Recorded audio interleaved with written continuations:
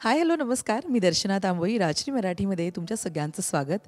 आता वेळ झाली हा चित्रपट आपल्या सगळ्यांच्या भेटीला येतोय 23 फेब्रुवारीला आणि खरं तर इंटरव्ह्यू सुरू व्हायच्या आधी एक मच नीडेड इन्स्पिरेशन किंवा मोटिवेशन असतं ना, ते आत्ता मला रोहिणीताईंकडनं मिळालं आहे. सो दिलीप काका आणि रोहिणी मावशी आपल्याबरोबर आहेत. खूप स्वागत राजश्री मराठीमध्ये.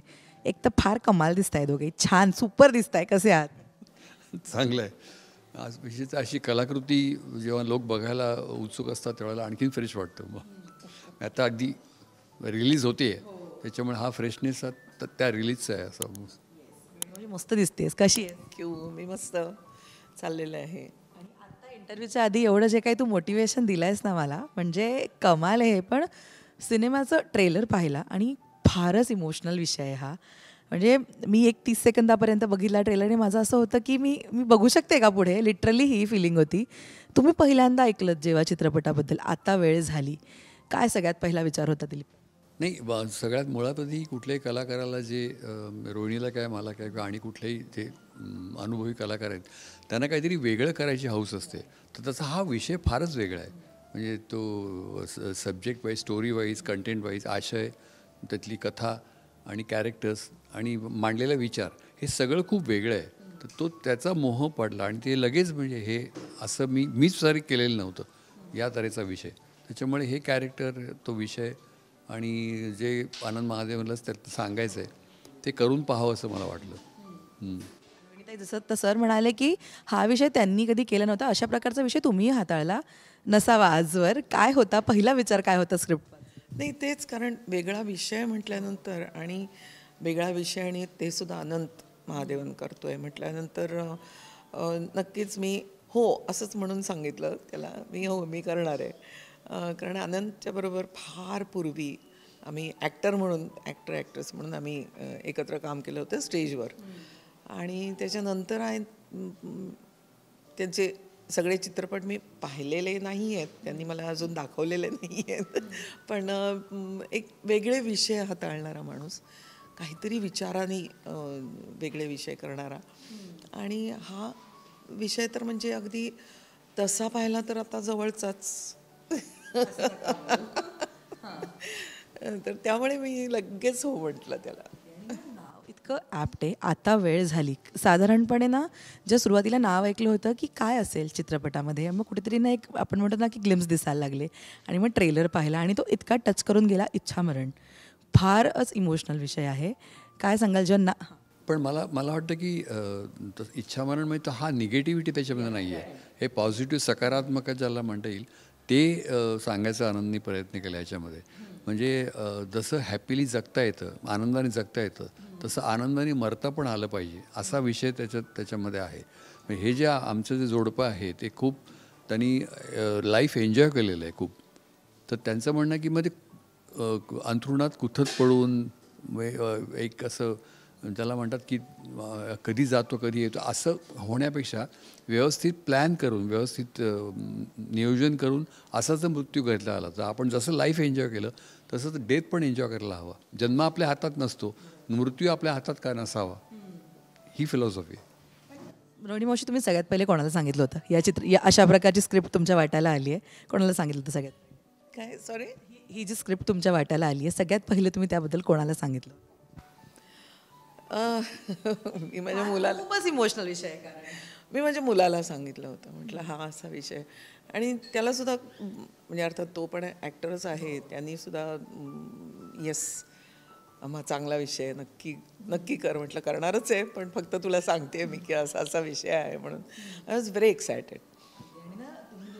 दोघं जेव्हा मगाशी गप्पा मारत होता तेव्हा नाटकाबद्दलची साधारण एक छान देवाणघेवाण चालली होती विचारांची. ही ओळख फार जुनी असेल. त्याचं एकत्र कधी काम नव्हतं केलं, पण मी तिचं चाहता आहे. कारण तिची अगदी तिने NSGतनं आल्या आल्या जे नाटक केलं होतं छबिलसला ते मी पाहिलं होतं. चांगुडा म्हणून होतं, जयदेवनी बसवलं होतं आणि ह्याने मेन रोल केला होता आणि त्याला सगळी अवॉर्ड्स मिळाली होती त्यावेळेला. आणि खूप तुम्ही अगदी असं आधी पाहिलेलं नाही असं. आणि अशा ट्रेंड ॲक्ट्रेसबरोबर मला काम करायला मिळतं हे केव्हाही हे वेगळा अनुभव ह्याच्यामध्ये होता. आणि दुसरी या सिनेमावरची आठवण म्हणजे कोविड संपल्या किंवा ओसरता आम्ही ही फिल्म केली. त्याच्यामुळे आम्ही डॉक्टरांच्या परवानगी घ्यायला लागले. नाही मला तरी 2-3 माझे मित्र डॉक्टर्स आहेत पुण्यात, त्यांना विचारलं करू ना मी करू ना त्याच्यानंतर मी फिल्म करू ना, तर ते म्हणाले काय दोन्ही डोस झालेत का? डोस झालेत, बूस्टर डोस झाला का? करा म्हणे. आणि आम्ही चक्क एका खत्री चाळ नावाच्या चाळीमध्ये फिल्म केली.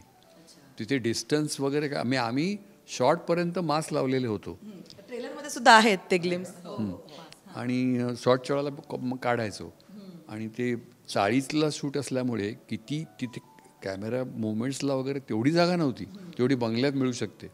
टिपिकल सिरियल्सच्या जे बंगले असतात ना मोठे मोठे राजवाड्यासारखे, तसं काही नव्हतं. ते छोटी चाळीतले हे होते. तिकडे कॅमेरा युनिट, साऊंडचे लोक, तिथे नेपथ्यवाले लोक सगळे, म्हणजे तिथे असिस्टंट डायरेक्टर्स हे सगळे जेवढे कमी लोक म्हटले तरी तेवढंच डिस्टन्स. तर हा आणखीन एक वेगळा अनुभव होता की युजली ना साधारण आपण प्रश्न विचारतो ना की सेटवर तुम्ही काय केलं किंवा काय वातावरण होतं सेटवर, पण आता जेव्हा इतके सिनियर कलाकार जेव्हा सेटवर असतात आणि इतक्या प्रकारचा इमोशनल विषय असतो, कुठल्या प्रकारच्या गप्पा व्हायच्या सेट? गप्पा व्हायला तसा खूप असा चान्स नव्हताच, कारण इतकी कंजेस्टेड ती चाळ होती की यांचा शॉट चाललेला असताना मग मी बाहेर कुठेतरी आणि मग माझा शॉट चाललेला असताना हे कुठेतरी बाहेर. त्यामुळे असं एकत्र बसून बाबा गप्पा मारतोय किंवा आणि शॉटसुद्धा पटापट, जागा छोटी असल्यामुळे शॉटसुद्धा पटापट अरेंज केले जायचे. त्यामुळे तशी खूप गप्पा मारायला अशी वेळच आली नाही. पण गप्पा अशाच नॉर्मलच असायच्या. खूप असे विषय वेगवेगळे आणि त्याच्यावर मी बोललो आहे. पण करोनानंतर हा असल्यामुळे एक काम करायचा सुद्धा तेवढाच उत्साह होता 1.5 वर्ष घरी बसल्यानंतर. एवढ्या वेगवेगळ्या प्रकारच्या भूमिका तुम्ही दोघांनी साकारल्यात. या चित्रपटातली व्यक्तिरेखा काय सांगू पाहते किंवा इतर भूमिकांपेक्षा या भूमिकांचं काय वेगळेपण आज इथे सांगायला आवडेल? मला असं वाटलं की हे खूप एक नॅचरल किंवा वास्तवदर्शी असं कॅरेक्टर आहे. हे माझं जे आहे ना त्याच्यामध्ये कुठे असं वेगळं बेअरिंग मुद्दाम घ्यायला लागलं नाही मला. फक्त ते माझं नाव शशीधर आहे. त्यातलं शशीधरची जी काही फिलॉसॉफी आहे, शशीधरची जी काही थॉट प्रोसेस आहे, ती आधी समजून स्वतःला घेऊन त्यातनं ते प्रकट. पण त्याला एक वेगळं बेअरिंग, आता जे नारवाची वाडी किंवा चौकट राजा किंवा तात्या विंचू, याला एक वेगळं कॅरेक्टरचं बेअरिंग घ्यायला लागलं. तसं इथे हा खूप नॅचरल, खूप वास्तवदर्शी, खूप नैसर्गिक असा हा माणूस आहे शशीधर म्हणून. तर त्याच्यामुळे हे करणं हा वेगळं आव्हानात्मक होतं. माझं पण अर्थात तेच आहे की खूप वास्तववादी इवन खऱ्या लोकेशन्सवर आम्ही कामं करत होतो. आणि इवन स्क्रिप्टमध्ये सुद्धा कुठेही असा ड्रॅमॅटिक असा कुठलाही सीन नव्हता. त्यामुळे ती भूमिका समजून घेणं, त्याच्यामधला अर्थ समजणं, तो स्वतःला समजणं आणि तो मग तुम्ही प्रेक्षकांच्यापर्यंत पोचवणं, हा जो भाग होता त्याच्यामधला हा जास्त महत्त्वपूर्ण होता. आणि त्यामुळे जसं आता दिलीप भैया म्हणाले तसं अत्यंत वास्तववादी. त्यामुळे तुम्ही विचार करून नुसतं सेंटेन्स बोललात तरी तुमचे भाव लोकांना समजतील, पोचतील, अशा पद्धतीने. आणि कुठलीही आपण कलाकृती करतो तर त्याची प्रत्येक डायरेक्टरची आपापली स्टाईल असते. ती स्टाईलसुद्धा समजून घ्यायला लागते की बाबा इथं मला हे असं करून चालणार नाही, मी या डायरेक्टरबरोबर ह्याची काय काम करण्याची पद्धत आहे, याला कसं आवडतं किंवा हा कसा प्रेझेंट होऊ पाहतोय, तर त्याला आम्ही पूरक असं काहीतरी करायला पाहिजे. तर तसा हा विचार इथं होता. आणि त्यामुळे ते कॅरेक्टर समजून घेणं हा एकच पर्याय त्याच्यामध्ये शिल्लक होता. त्याच्यामध्ये करण्यासारखं असं मी करते काहीतरी असा काहीच आविर्भाव नाही आहे. काका म्हणाले की सगळं वास्तववादी असलं आणि ती स्क्रिप्ट समजून घेणं खूप गरजेचं आहे. पण जेव्हा तुम्ही स्क्रिप्ट वाचली, एक म्हणजे ट्रेलरमध्येच काही सेकंदाचा हा ट्रेलर आहे, त्याच्यामध्ये इमोशनल राईड दिसते डायलॉग्समधनं सुद्धा किंवा त्या स्क्रिप्टमधनं सुद्धा. जेव्हा तुम्ही वाचली स्क्रिप्ट किंवा जेव्हा तुम्ही प्रेझेंट करत होतात, अशी कोणती मुवमेंट होती या संपूर्ण आता वेळ झाली मधली की जिकडे एक माणूस म्हणून खूप हळवं व्हायला झालं? दोघांचे सीन्स आहेत ना त्याच्यामध्ये ते खूप छान नैसर्गिक असे सीन्स आहेत. म्हणजे नवरा बायको आणि माझ्यासारख्या एक क्रांतिकारक विचारांना समजून घेणारी बायको, की बाबा काळाच्या पुढे हा विचार करतो की हे असं कोणी विचार करत नाही की आम्हाला मरायचं आहे म्हणून. तर तिला समजून ह्याच्या मागे काय त्याची थॉट प्रोसेस आहे, त्याची विचार प्रक्रिया काय आहे नवऱ्याची, हे समजून घेऊन ते आपल्यामध्ये मुरवणारी बायको. तर दोघांचे एकत्र सीन्स जे असतो ना ते खूप हळवे आणि खूप छान सीन्स होते. मी तो जिन्यावर तिथं ती बसलेली असते त्यावेळेचा सीन असेल, किंवा दोघांचा घरातला सीन असेल, बेडवर आम्ही दोघे बसून गप्पा मारतो आहे, किंवा आम्ही दोघे कुठे रेस्टॉरंटमध्ये. तर हे सीन्स खूप छान होते दोघांचे. दोघे एकमेकाला समजून घेतलेलं आहे त्याने ऑलरेडी, तर ते जरा वेगळे होते सीन्स. आणि मला आव्हानात्मक म्हणजे ते कोर्टातलं सीन होता, त्यात मला खूप बोलायचं होतं. तर ते कधी मराठी कधी इंग्लिश असं म्हणून म्हणजे त्याला जे आनंदला त्यातनं पोचवायचं लोकांपर्यंत ते हे मला लक्षात राहिले सीन्स. मावशी कोणती मुवमेंट इमोशनल करून? ॲक्च्युली मोमेंट म्हणजे आय डोंट नो, अशा मोमेंट म्हटलात तर अनेक आहेत त्याच्यामध्ये. एक जो आमचा बेडरूममधला जो बसून गप्पा मारतोय तिथं अचानक दोघंजणे अंतर्मुख होतात किंवा अबोल होतात मे बी. तर तो मला वाटतं तो जास्त मला फील झालेला मोमेंट आहे. आणि मला वाटतं सायलेन्समधून खूप आपल्याला काहीतरी करता येतं, काहीतरी सांगता येतं. ते या फिल्ममध्ये मला वाटतं जास्त तुम्हाला कळेल. हे तिने खूप चांगलं सांगितलं. म्हणजे शब्दान एवढंच निशब्दतेला सुद्धा ह्याच्यातमध्ये हे आहे, त्यांनी बरोबर सांगितलं. म्हणजे पॉजेस किंवा listening to the other actor, म्हणजे तुम्ही ऐकता तर ती प्रक्रिया जी आहे ती पण ॲक्टिंगचा मोठा भाग होती याच्यात. ते म्हणतात ना, शब्द संपतात तिथे डोळे बोलतात. हो, म्हणजे ते मधले पॉजेस, मधले ऐकणं, विचार करणं, हे पण ही म्हणाले तसं ते खूप महत्त्वाचं होतं याच्यामध्ये. खूप मस्त. पण आज जर मी तुम्हाला विचारलं की या व्यक्तिरेखेमधला, आता सिनेमाचं शूटिंग पूर्ण झालं, रिलीजला आला आहे पिक्चर, या चित्रपटातल्या तुमच्या व्यक्तिरेखेचा एखादा गुण जर स्वतःकडे अजून राहिला आहे किंवा तो मुद्दामून ठेवला आहे तर तो कोणता शेअर कराल? नाही कुठलाच नाही, पण म्हणजे अशा तऱ्हेने विचार होऊ शकतो हा विचार राहिला आहे. कारण तसं ते मी आता एवढ्या तऱ्हेच्या व्यक्तिरेखा केल्यानंतर ती व्यक्तिरेखा घेऊन फिरत नाही, म्हणजे ती त्या ह्याच्यापुरती असते. पण तरीसुद्धा तू म्हणते ते बरोबर आहे की ती तयारी जी असते की ती त्याच्यानंतर जो परिणाम असतो तो तुमच्यावर कुठेतरी एक ठसा ठेवून जातो की ते हे आता गांधीचा रोल केला, हिने कस्तुरबाचं केलं, तर ते काहीतरी त्याच्यामधलं तुम्हाला भिंत कुठेतरी आत, भिंत मनात, तर ते मग तुम्ही त्याच्यात ते तुमच्याकडे राहून जातं. सगळे रोल्स नाही तुमच्या हे ठेवत.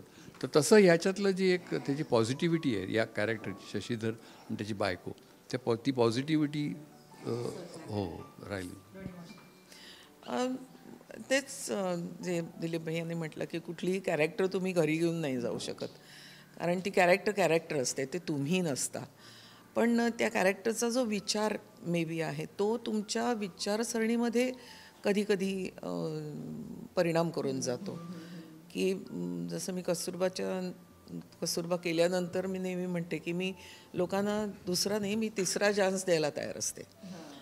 तर असं काहीतरी होतं की म्हणजे आता उद्या उठून मी म्हणेन की मला सुद्धा हे करायचं आहे तर थोडंसं प्रॉब्लेमॅटिक होईल ते, कारण प्रत्येकाची विचारसरणी वेगळी असते.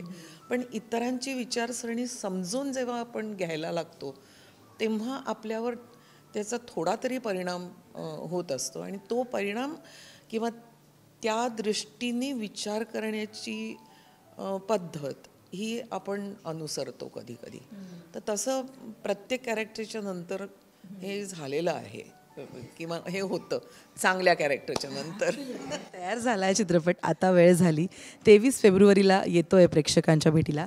काय सगळ्या लाडक्या प्रेक्षकांना थिएटरपर्यंत यायचं अपील करा? मी ह्यातला वेगळेपणा, यातला जो एक मी म्हटलं त्याप्रमाणे असाही विचार करता येतो, हा वेगळेपणाच मुख्य. म्हणजे मला असं वाटतं की लोकांनी जरूर थिएटरला येऊन बघावा त्या सिनेमातला.